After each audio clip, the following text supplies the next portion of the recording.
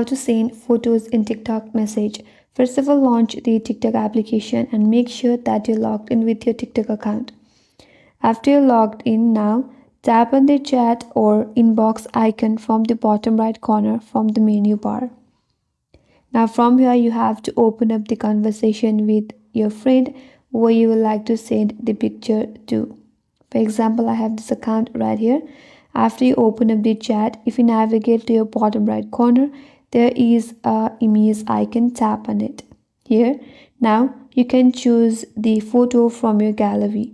Go to the photos from the menu bar at the top of this pop-up box, and from there you can choose any pictures from your gallery and then send it to your friend. So that's how you can send photos in TikTok message, and that's all for this video. Hope this video helped you. If you're new to our channel, consider subscribing. Thanks for watching and stay tuned for more videos.